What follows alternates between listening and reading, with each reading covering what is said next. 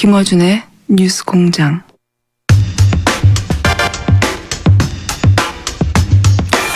예, 원래 제가 게스트로 나와서 공장장이 진행하는 코너 법대로 합시다였는데 오늘은 제가 진행을 하다 보니까 아주 특별한 분을 모셨습니다. 지난주에 제가 공장장과 함께 센츄리 클럽이라는 전문 용어를 설명드렸죠. 한 달에 100회 이상 방송을 하는 변호사 중에서 유일한 센츄리 클럽 가입자십니다. 백성문 변호사 자리에 나와 계십니다. 안녕하세요. 네, 안녕하세요. 예. 근데 예, 이렇게 있으니까 참 어색하네요. 되게 이상하죠. 굉장히 이상해요. 근데 지금 뭐 공장장 자리도 좀 노리시고 있다는 소문이 있어서. 근데 MC한테, 이 진행자한테 질문을 먼저 하세요. 아니 그런 소문이 있다고요. 그래서 소문이 있는 여쭤보는 거예요. 거는 물어보는 거에 대답을 하세요. 청취자분들도 궁금한 게 있을 테니까. 별로 궁금하지 않으실 것 같고요. 자, 백 변호사님 네. 잔 진정하시고요. 하나만요. 진정하시고요. 네, 제가 원래 양 변호사하고 저도 여기 같이 있었잖아요. 기억하시죠? 사실은 이 방송을 제가 하는 중간에 백성문 변호사와 제가 그 격주로 나왔던 적이 있었습니다. 네, 근데 그런데 그때 저를 그때 밀어냈다고 이제 지금 작가님이 증언해 주셨잖아요. 백성문 변호사한테 제가 부탁을 했죠.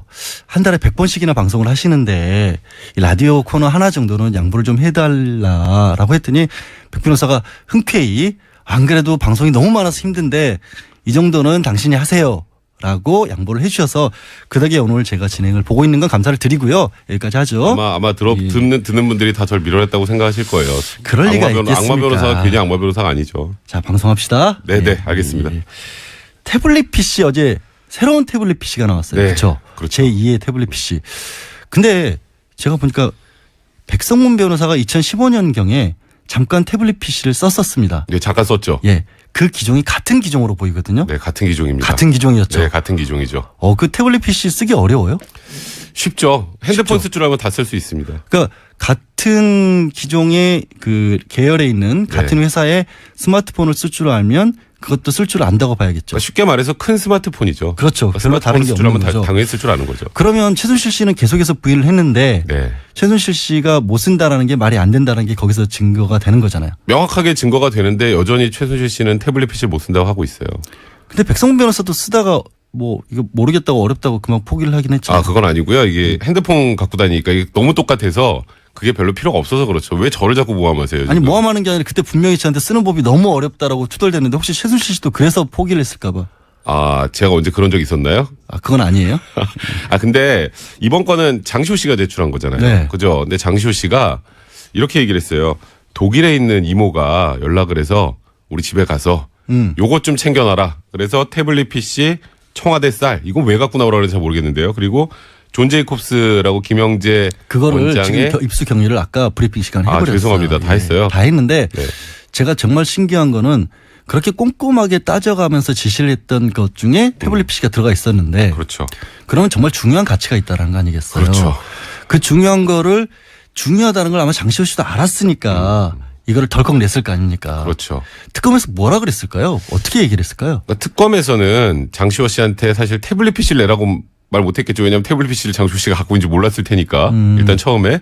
근데 장시호 씨가 사실 아들을 굉장히 끔찍하게 아낀다라는 얘기가 8살 난 있었잖아요. 그 도피 과정에서도 제주도에 아들 다니는 학교 근처에서 숨어 있다가 아들하고 통화하는 게 유일한 낙이었다라고 할 정도였는데 이제 아들을 빨리 봐야 되지 않겠느냐라는 얘기를 하면서 적극적으로 수사 협조해달라고 했는데 장시호 씨 입장에서 이렇게 훌륭한 증거를 가지고 있는 걸 특검에 낸다면 물론 우리나라에 뭐 형량을 협상하는 뭐 플리바게닝은 공식적으로는 없지만 아무래도 구형할 때도 그렇고 법원에서도 선고할 때도 이런 부분 감안하잖아요. 수사에 적극적으로 협조했다라는 말이 한 줄 들어가면서 그런 부분 때문에 장시호 씨가 사실상 이제는 최순실 씨의 반대편에서 최순실 씨의 모든 것을 자기가 알고 있는 모든 것, 자기가 가지고 있는 모든 것을 지금 제출하고 있는 상황입니다. 그러니까 청문회장에서 지금 기억에 남는 게 많은 국민들이 의아했던 게 최순실 씨를 가리켜서 이모라고 하면서도 종종 최순실 씨 이런 식으로 얘기를 했단 말이에요.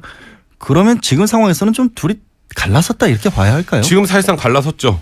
지금 최순실 씨 측에서 굉장히 격분했다고 하더라고요. 장시호 씨가 그 소식을 듣고 태블릿 PC를 냈다는 소식을 듣고. 근데 본인 거 아니라 그러는데 왜 격분했는지 그건 잘 모르겠는데 아직도 본인 거 아니래요 이것도. 그러니까 본인 게 아니라면서 격분하는 이유를 모르겠다. 그러니까 나를 음해하는 거다. 음해하는 거다. 음해.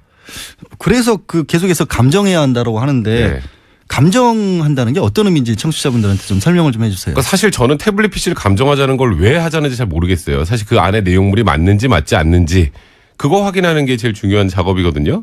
그러니까 증거는 원래는 증거가 태블릿 PC가 아니라 그렇죠. 태블릿 PC 그 안에 들어가 있는 서류들이라는 거잖아요. 그러니까 그걸 뭘로 감정을 한다는 걸 잘 모르겠으나 지금 일관되게 최순실 씨가 얘기를 하는 건 일단 뭐 두 개 다 태블릿 PC는 자기 게 아니라고 하니까 이 태블릿 PC가 다른 사람 건데 그 안에 뭔가가 조작이 됐다 취지인 건지 예. 아니면 그 내 건지 다른 사람 건지 밝혀달라는 건지 굉장히 모호해요. 아니 이경재 변호사는 정확하게 그 안에 들어가 있는 서류들이 누군가 의도적으로 집어 넣었다라고 그러니까 얘기를 하고 집어 있거든요. 넣었으면 그 서류가 사실이 아니고 위조됐다가 아니잖아요. 다른 걸 집어 넣었다라는 거죠. 그렇죠. 그 다른 데 있던 서류를. 그러니까 그게 만약에 설사 집어 넣었다고 하더라도 그 안에 있는 서류가 최순실 씨가 보고 작성하고 수정한 게 맞으면 그 자체로 증거가 되는 거잖아요. 그러니까 지금 받고 있는 의혹은 원래 이제 태블릿 PC는 최순실 씨에 대한 증거는 아니잖아요. 그렇죠. 정호성 전 비서관이 뭔가 문서를 빼돌렸다는 것에 대한 증거 중에 하나인 거고 정호성 비서관이 빼돌렸다면 그게 태블릿에서 나왔건 PC에서 나왔건 그렇죠. 어디 스마트폰에서 나왔건 나온 건 맞다. 그렇죠. 이 얘기를 하시는 거잖아요. 그러니까 감정의 의미가 없다는 얘기를 먼저 말씀드리는 건데 감정을 해야겠다고 일관되게 주장한 이유가 있어요. 뭐 어떤 게? 정치적인 의도죠. 법적인 정치적인 의도는 의도다. 아니에요. 이거는. 그러니까 사실 양재열 변호사도 변호사니까 아시잖아요. 자꾸 저한테 질문하셔서 제가 좀 어색하긴 한데 생각해 보면 이 태블릿 뭐가 PC가 어색해요? 뭐가 어색해요? 질문하는 게 어색하다고요. 제가 물어보고 싶은데 좀 이따 제가 좀 물어볼게요. 평소에 하던 대로 하세요. 그러니까 태블릿 PC가 사실 이제는 최순실 씨한테는 말씀하셨던 것처럼 증거 자료도 아님에도 불구하고 계속 감정을 하자라는 이유는 지금 촛불 반대 집회라는 표현을 쓰겠습니다. 그것도 뭐라고 하시더라고요. 그래서 촛불 반대 집회 측에서 보면 태극기 들고 나오시는 분들 있잖아요. 그분들이 다 이 주장을 해요. 태블릿 PC가 JTBC가 조작을 해서 없던 사실을 만들어서 그러니까 그래서 지금 우리 박근혜 대통령을 음해한다.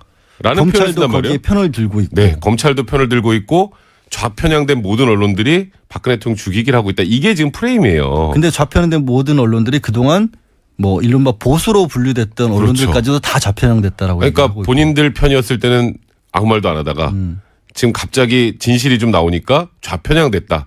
그러니까 이건 완전 이념 대결로 가기 위해서 그 수단으로 태블릿 PC의 그 감정 여부를 지금 자꾸 문제 삼고 있는 거거든요. 그러니까 이게 뭔가 의도성이 있다라고 보니까 변호사인 제 입장에서 볼 때 굉장히 불쾌한 거죠. 불쾌하다.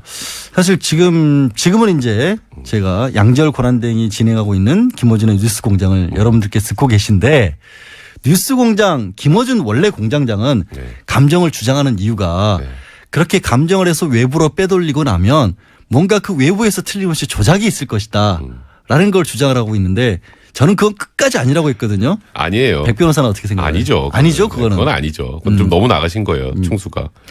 이런 식으로 총수를 공장장입니다. 공장장. 예. 이런 근데 식으로 공장장을 그게 비싸시네. 그 부분에 대해서 고개를 끄덕이시라는 분들이 많은 게 실제로 청취자분들 문자를 보내실 때도 계속 공장장 말이 맞다고 지지하는 분들도 있어요. 상황을 아무것도 못 묻겠다라는 거예요. 그러니까 특검이 이번에 입수한 것조차도 이것도 어떤 식으로든 아마 공격을 할 겁니다. 벌써 시작했습니다. 그러니까 그 공격을 예를 들어서 백 변호사가 공격을 하면 어떤 부분을 가장 취약하다 공격을 할 것 같아요. 그러니까 지금은 취약하고 안 취약하고 문제가 아니라 제일 확실한 방법이 있어요. 내게 아니다. 그냥 내게 아니다. 그게 지금 가만 보면요. 최순실 씨 같은 경우에는 태블릿 PC도 태블릿 PC지만 그 영상 안에 의상실에서 윤 전 총장관 뒤에 있는 것 모든 국민이 다 알잖아요. 예. 이 윤 전 총장관 아십니까? 처음 보는 여자입니다. 예. 그 왜 그러는지 아세요? 그래야 다음부터 질문을 못 해요.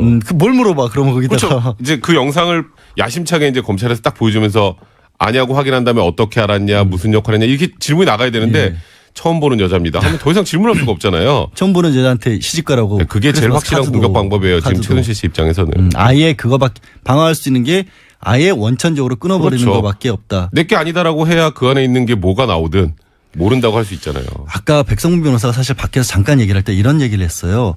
이러다가는 정유라 씨가 들어오면 저 아이는 내 딸이 아니다. 그럴 수도 있다는 생각이 듭니다. 요즘에는.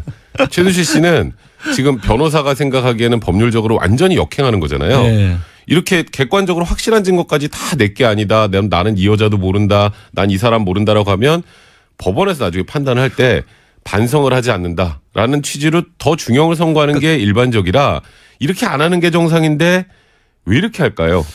그걸 왜 나한테 물어보세요? 제 질문 한 번만 진행자한테. 드려보려고. 그러니까 지금. 제가 지금 한번 다시 물어보려는 게 그거였어요. 바로 뭐냐면 정호성 전 비서관의 그 검찰 법정에서도 부인을 하는 바람에 검찰에서 이렇게 물어봤잖아요.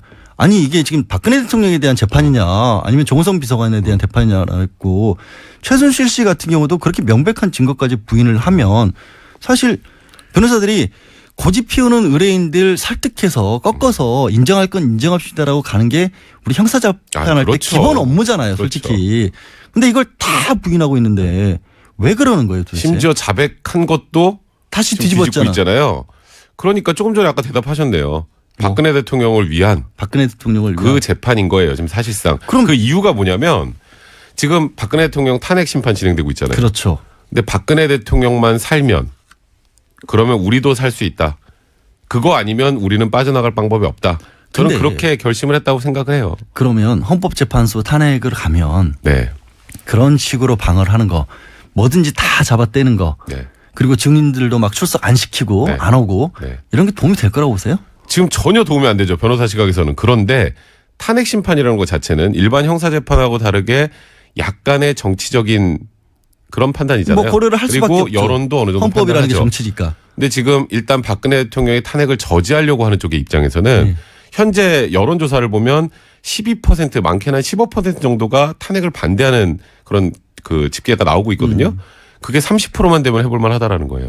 30%까지 끌어올리기 위해서 그럼 계속해서 이런 주장들을 하고 있다. 그러니까 지금 사실 우리처럼 모든 방송들, 모든 뉴스, 모든 자료들을 다 확인하고 보는 사람들은 정확하게 이 사실에 대한 팩트를 알지만 그냥 건너서 보시는 분들은 박근혜 대통령도 무고하다고 하고 며칠 전에 뭐 조윤선 장관도 청문회에서 눈물 글썽글썽하면서 뭐 저 블랙리스트도 모른다고 하고 그리고 최순실도 태블릿 PC가 조작됐다고 하고 그러면 진짜 억울하게 누명을 쓴 건가 하면서 바뀌는 분들이 있어요 실제로. 그런데 그게 통하려면 바뀌려면 어느 정도 시간을 벌어야 한다는 거잖아요. 그래서 시간을 벌고 있잖아요. 그러니까 지금 증인들이 안 나오고 뭐 사실 조회하고 다 증거도 거부하고 이런 게 지연 작전이 될 수 있다라고 네. 보는 거예요. 그러니까 지금 최대한 그 방법밖에 없잖아요. 지연을 해보려면. 근데 지금 헌재에서는 어쨌건 박근혜 대통령의 변호인단의 생각과는 다르게 그래도 빨리 진행해 보려고 하는 것 같은데 이번에 안 나온 증인들 다시 어쨌건 기일 한번 잡았잖아요. 한 번 더 줬죠. 네. 어제 최순실, 정호성, 안종범이 안 그렇죠. 나왔으니까. 그렇게 어쨌건 한 번씩이라도 기일을 더 주면 그 며칠씩이라도 다 기한이 늘어나게 되는 거잖아요. 그러니까 지금 백성훈 변호사는 헌법재판이 길어져야 한다고 얘기를 하시는 거잖아요. 아니죠. 제가 길어져야 된다는 게 아니라. 그건 아니에요? 그럼요. 예. 길어져야 된다는 건 아닌데 길어질 수 길어지게 있다. 만들려고 지금 하고 있는데 지금 조금씩 길어지고 있죠. 현실적으로. 그러는 사이에 정치적으로 어떻게든 이 영향력을 바꿔서 세를 모아보겠다. 그런 지금 보면 얘기죠. 주말에 촛불 집회, 촛불 반대 집회 할 때 보면 뭐 요즘에 뭐 다수결로 밀어붙이는 거 위험하다고 하시는 분들이 우리가 더 많아졌다. 이런 얘기 하고 있잖아요. 그 부분에 대해서는 경찰이 어떻게 집계를 했는지 모르겠지만 지난 토요일에는 반대 집회 분들이 더 많다라는 얘기까지 했고요.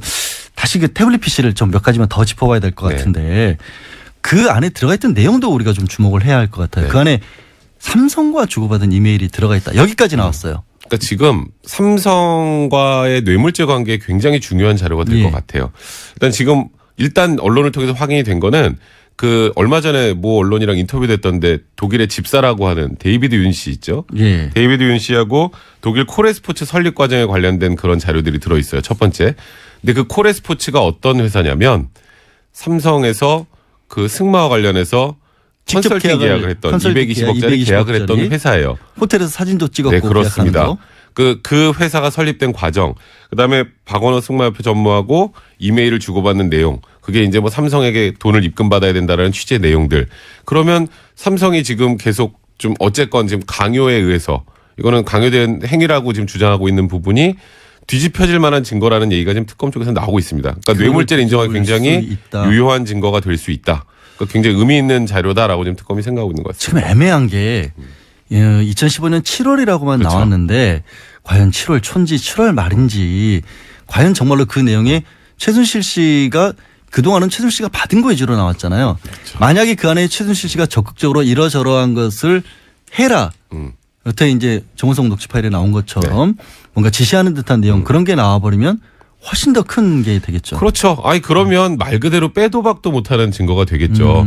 근데 지금 특검에서도 굉장히 고무돼 있는 것 같아요. 그거가 나온 것으로 네, 그렇죠. 그리고 지금 말씀하셨던 특검이 것처럼 입수를 한 게 5일경으로 네. 입수를 했는데 1차 검토를 거쳐서 어제야 비로소 네. 발표를 했다는 것은 통상적으로 검찰에서 5일씩 걸려서 확인 작업을 다 했다라는 네. 거겠죠. 그러니까 지금 원래 JTBC에서 입수했던 태블릿 PC를 본인 것도 아니고 이거 다른 사람 거고 감정해야 된다고 계속 얘기를 하고 있으니까 이러면 확실하게 최순실 씨인 걸 일단 확인해 보자.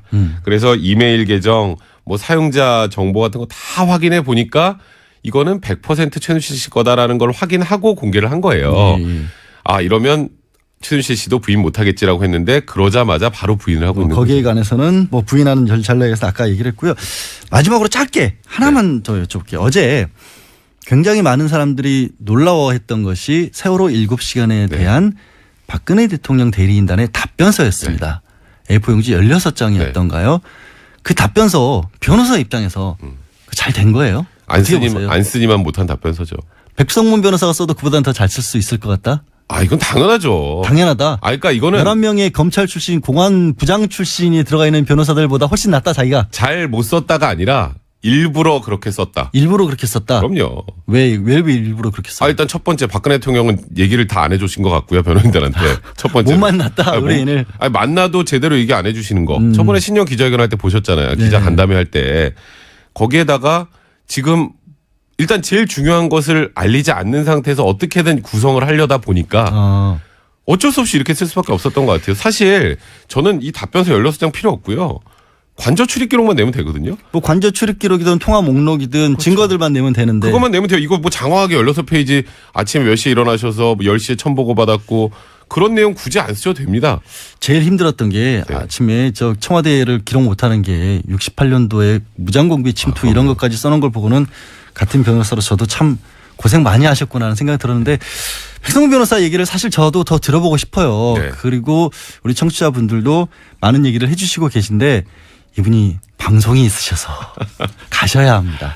예. 안타깝네요. 재밌네요. 나와주셔서 고맙고요. 우리 공장장 몰아내고 우리끼리 한 번 또 방송할까요? 그거 괜찮을 것 같아요. 괜찮을 것 같죠. 예. 청취자분들이 정해 주시기 바랍니다. 지금까지 백성문 변호사였습니다. 고맙습니다. 네, 고맙습니다. 난 뉴스공장은 김어준이고